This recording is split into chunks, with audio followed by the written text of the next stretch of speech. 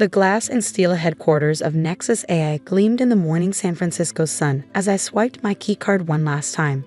The startup I'd built from my garage into an $800 million company was about to become the scene of the most calculated betrayal in Silicon Valley history. I'm David Chen, founder and, until approximately 1 hour from now, CEO of Nexus AI, the company revolutionizing natural language processing. Our breakthrough algorithm had caught Google's attention, leading to acquisition talks that would make us all wealthy beyond dreams.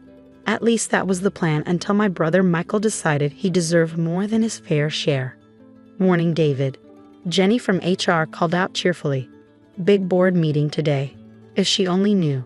Yeah, should be interesting. The elevator ride to the executive floor felt longer than usual. In my briefcase, I carried proof of what Michael had been planning. Secret meetings with board members, backdated stock transfers, carefully manipulated voting rights. Classic corporate coup tactics executed by my own brother. What he didn't know was that I had my own insurance policy, filed quietly 2 years ago when I first noticed his ambition starting to overshadow his loyalty. The boardroom was already full when I arrived. Michael sat in his CEO chair, perfectly groomed in his $1,000 suit, Samsung tablet ready for notes. Our other board members, 2 VCs from Sequoia Capital, our angel investor Tom Roberts, and our CFO Sarah Williams, all avoided my eyes. David, Michael nodded coolly. Shall we begin? I took my seat at the head of the table, noting how everyone subtly shifted toward Michael's side. They'd made their choices. Before we start, I said calmly, I'd like to address the elephant in the room. Specifically, the planned vote to remove me as CEO. The room froze. Michael's practiced smile didn't waver, but his knuckles whitened around his tablet. I have copies of all the communications, I continued. The secret meetings at the Battery, the stock transfers to create a voting majority, even the drafted press release announcing my decision to step down to pursue other opportunities. David, Michael started, his voice smooth as ever. You're obviously stressed about the Google acquisition. Maybe you should take some time to clear my head. I finished for him. Like you suggested to the board I needed. Right before proposing yourself as interim CEO, Sarah at least had the grace to look uncomfortable. The Sequoia partners maintained their practiced neutral expressions. The fact is, Michael said, standing now, the board has concerns about your leadership. The Google deal requires steady hands. Your recent behavior suggests you might not be the right person to guide us through this crucial transition. Translation. I'd refused to accept Google's initial offer, knowing our technology was worth far more. Michael, eager for his big payday, had been undermining me ever since. Let's be clear about what's really happening, I said, opening my laptop. You've spent 6 months convincing the board I'm unstable because I wouldn't take a lowball offer. You've manipulated stock holdings to create a voting majority. And now you're planning to push me out and quickly close a deal that undervalues our company by at least $400 million. These accusations are ridiculous, Michael snapped. But Tom Roberts was already pulling out his phone, probably checking the stock transfer dates I'd mentioned. Shall we vote then? I asked quietly. The next 15 minutes were corporate theater at its finest. Michael presented his carefully prepared case for my removal. Concerns about my erratic leadership, fears about losing the Google deal, veiled suggestions about my mental state. The board listened, nodded, and voted exactly as he orchestrated. The motion carries, Michael announced, not quite hiding his triumph. David Chen is hereby removed as CEO of Nexus AI, effective immediately. I will assume the role of interim CEO to ensure a smooth transition and successful completion of the acquisition negotiations. I stood slowly, gathering my things. Congratulations, brother. Just one small detail you might want to consider. Security will escort you out, he said dismissively. Before they do, you should probably take a look at this. I projected an email onto the screen behind him. This just came in from the U.S. Patent Office. Michael frowned, turning to read. I watched the blood drain from his face. That's impossible, he whispered. Patent number 14,382,957. I read aloud. Fundamental natural language processing algorithm utilizing quantum-inspired neural networks. Sole inventor, David Chen. Filed 2 years ago, granted this morning. The Sequoia partners were already on their phones, presumably calling their lawyers. Tom Roberts was turning an interesting shade of pale. The algorithm that makes our technology work. I continued pleasantly. The one Google wants to buy. I developed it before Nexus AI even existed, before I brought you in as COO. The company has been operating under a personal license from me, which, I checked my watch, expired approximately 2 minutes ago when you removed me as CEO. You can't do this, Michael sputtered. The company owns all intellectual property. Developed while working for the company, yes, I agreed. But this patent predates Nexus AI. Check the timestamps. Check the documentation. Check anything you want. My lawyers already have. The security guards Michael had called were waiting by the door, but no one was moving to escort me out. Everyone was too busy reading the patent details now displayed on their screens. So here's the situation, I said, packing up my laptop. You can have the company, Michael. But without a license to my algorithm, what you have is an empty shell. No technology, no products, no $800 million acquisition. Just a very nice office with a great view of the bay.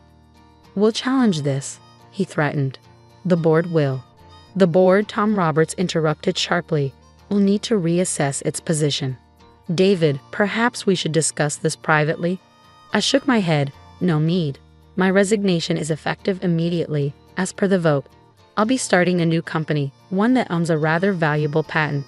I hear Google is interested in natural language processing technology. I walked to the door, then turned back. Oh, and Michael, Mom's expecting us for dinner on Sunday. Try not to be late this time. The security guards stepped aside, apparently unsure who they were supposed to be removing. As the elevator doors closed behind me, I heard the boardroom erupt into chaos. Jenny from HR caught me in the lobby. David, is everything okay upstairs?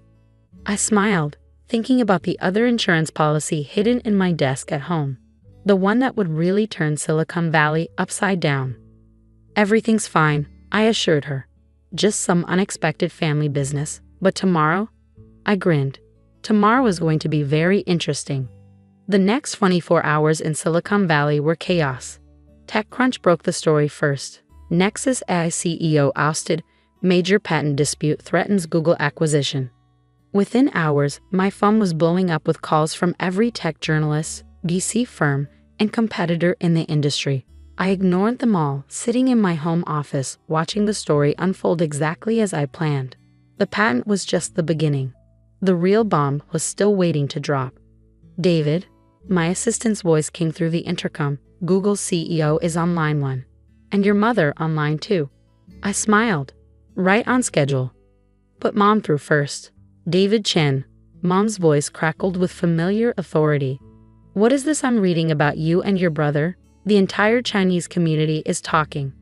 Michael tried to steal my company, Mom.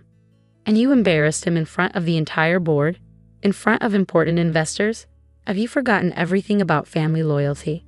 I thought about the folder on my desk, printouts of Michael's secret emails plotting my removal, dating back almost a year. Sometimes loyalty has to be earned, Mom. Is Michael there with you? A pause. He's been in his old room since this morning. Hasn't come out. Good. Tell him to stay there. He'll want to see the news in about an hour. David. Trust me, Mom. And maybe start the rice cooker. We're going to have company for dinner. I hung up and switched to line 1. Hello, Sundar. I was wondering when you'd call. Sundar Pichai, Google's CEO, didn't waste time on pleasantries. That's quite a patent you've been sitting on, David.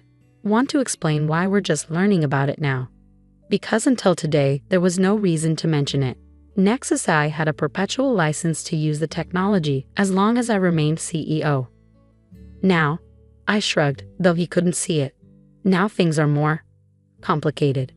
The acquisition deal is dead, I finished, at least in its current form.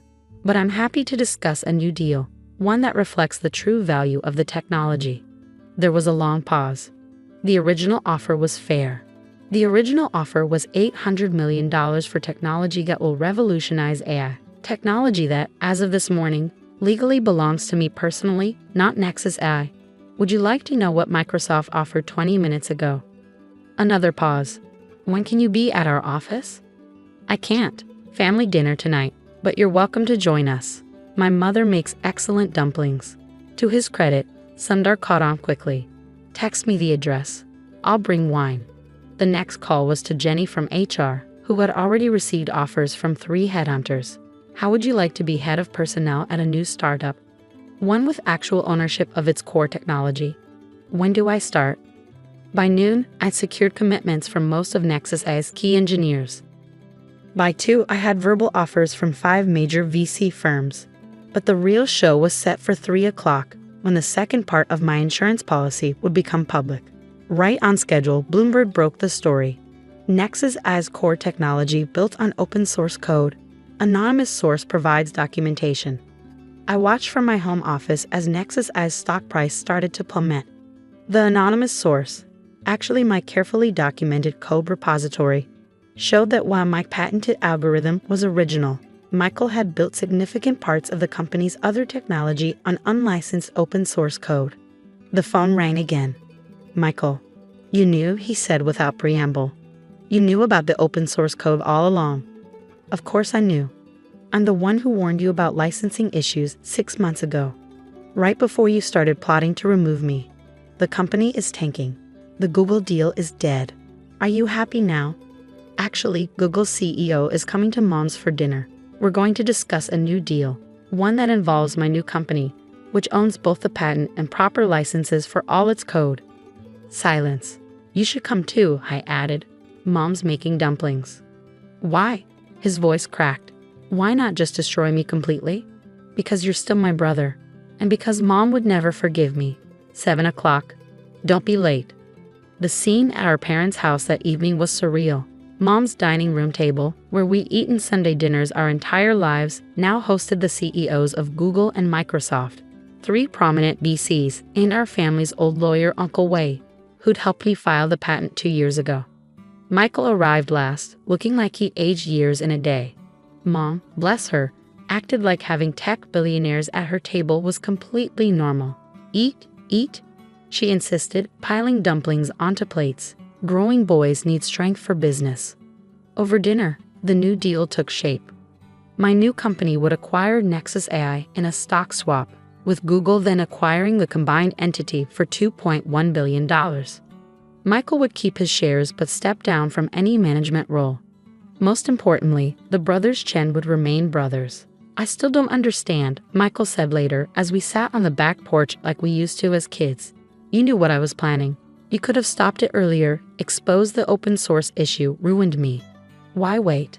I sipped the vintage wine Sundar had brought. Because I needed you to show everyone who you really are, and who I really am. And who's that? You're the brother who'd betray his own family for money. I'm the one who'd find a way to save the company and the family. He winced. Mom's never going to let me forget this. No, I agreed. But she's also never going to let me forget that family comes first. Even when family betrays you. The new company, he said quietly. There's really no place for me? Not in management, but your shares are still worth about $100 million. Not bad for someone who tried to steal his brother's company. Mom came out with more dumplings, insisting the CEOs of America's largest tech companies needed feeding. I watched her fuss over everyone equally. The son who tried to commit corporate fratricide and the son who'd outmaneuvered him. The billionaires and the family members, all getting the same maternal treatment. The next few weeks were a blur of lawyers, contracts, and press releases. The media loved the story. Tech brothers' battle ends in billion-dollar peace deal. The new company, Phoenix AI, launched with a dream team of engineers and a clear ownership structure. Google fast-tracked the acquisition. Microsoft made a competing offer, and the final price settled at $2.4 billion. Michael took a long vacation, then started a venture capital firm focusing on ethical tech investments. He still comes to Sunday dinner, though he's quieter now, more thoughtful. Mom makes sure we sit next to each other. Yesterday, at the signing ceremony for the Google acquisition, a reporter asked if I was worried about other family betrayals. In technology, like in family, I replied, the best security isn't in patents or contracts. It's in remembering that every line of code, like every relationship, needs to be built on trust and maintained with care. The night after the deal closed, I found an old photo on Mom's wall. Michael and me at my first science fair. proudly showing off a simple computer program we'd written together. Next to it, she'd hung a framed copy of the acquisition announcement. "To remind you both," she said firmly, "that success means nothing without family." She was right, of course. The patent, the open source code revelation, the negotiations, they were all just leverage. The real victory wasn't in the billions or the headlines. It was in finding a way to save both the company and the family. Michael and I still argue about business strategies at Sunday dinner. Mom still makes too many dumplings. Dad still tells us we work too hard. But now there's a new understanding between us all. Success isn't just about winning. It's about how you win. The tech world moves fast. Fortunes rise and fall, but family endures. Sometimes it takes a betrayal to remind us of that truth, and sometimes it takes a brother's forgiveness to show us how to move forward. Today, Phoenix AI is revolutionizing artificial intelligence. Our technology is changing the world, and the Chen brothers are still having Sunday dinner at Mom's table. Different seats maybe, different perspectives certainly, but still family. As for me, I keep the patent framed in my office, next to that old science fair photo. A reminder that in business, as in family, the best victories are the ones that leave room for redemption.